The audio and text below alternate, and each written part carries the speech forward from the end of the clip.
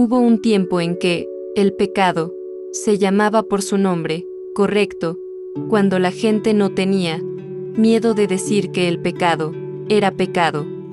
Los estándares morales y los límites eran conocidos y respetados. Los estándares divinos eran conocidos y mantenidos.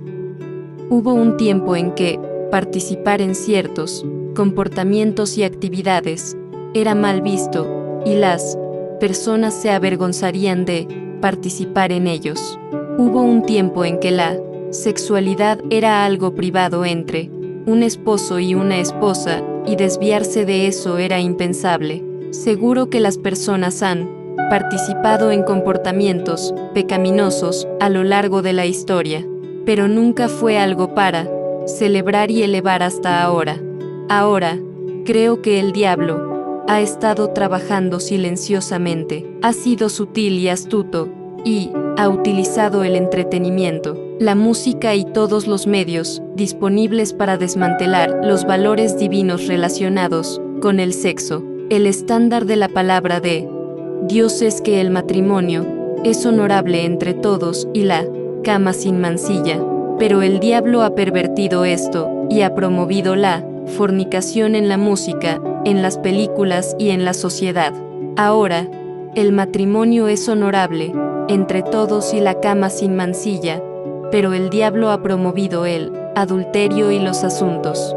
Satanás ha construido una especie de aceptación entre las personas de que el sexo fuera del matrimonio ya no es un pecado.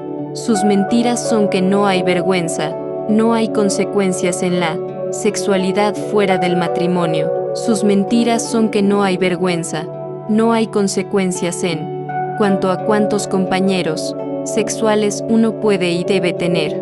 Mis amigos, estamos viviendo en una época en la que el pecado sexual ha sido normalizado por el diablo, pero existen 4 efectos que el pecado sexual tiene y me gustaría llamar tu atención sobre ellos.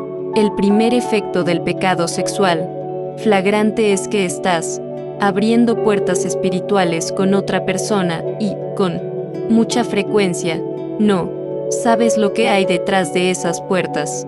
Entonces, ¿qué significa esto? Bueno, cuando participamos en el pecado sexual, estamos cometiendo un pecado contra nuestros propios cuerpos.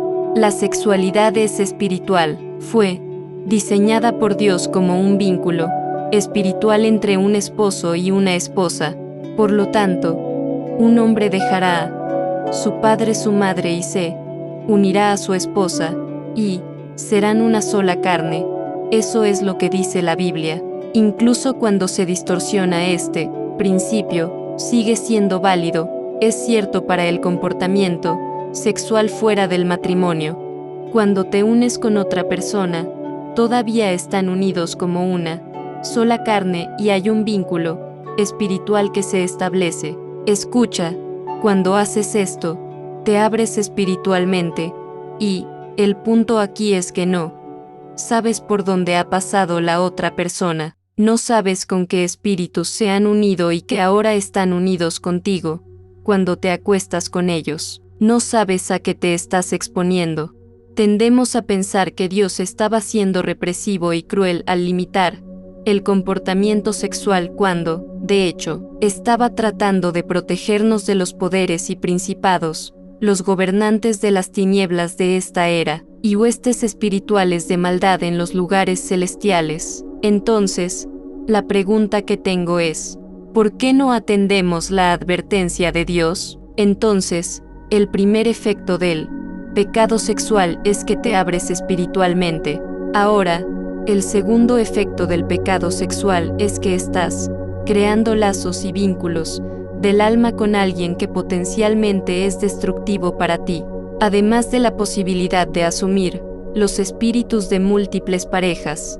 También te estás uniendo a personas que serán destructivas para tu alma, tu espíritu y tu vida en general. Y ten cuidado con quien te unes. Un ejemplo de las escrituras es Acab y Jezabel, que se encuentra en un Reyes. Acab ya era malvado, pero su unión con Jezabel llevó su maldad a otro nivel. Su relación con Jezabel fue extremadamente destructiva para él y para la nación de Israel.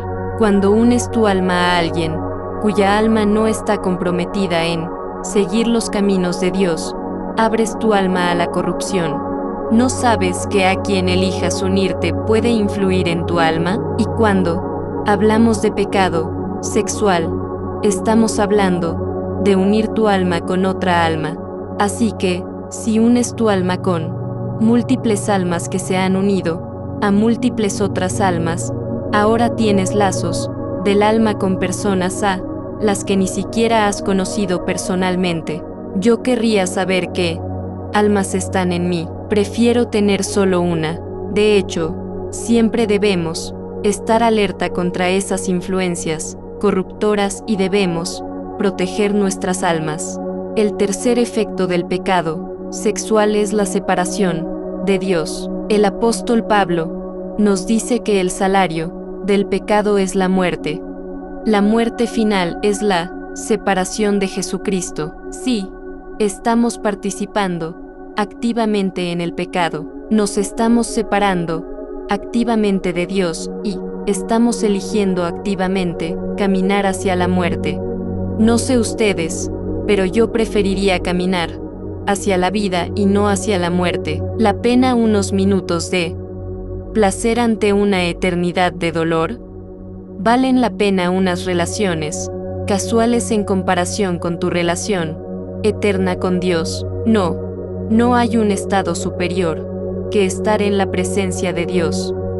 Deshagámonos de los pecados de la carne y sumerjámonos en la vida del Espíritu. Ahora, el efecto final del pecado sexual es que tu deseo te tomará cautivo. Cuanto más lo alimentas, más tiempo estás en ello, más te conviertes en su esclavo. No puedo pensar en un mejor caso para ilustrar esto que la historia de Sansón en Jueces 13-16. Dios llamó a Sansón para liberar a su pueblo de los filisteos.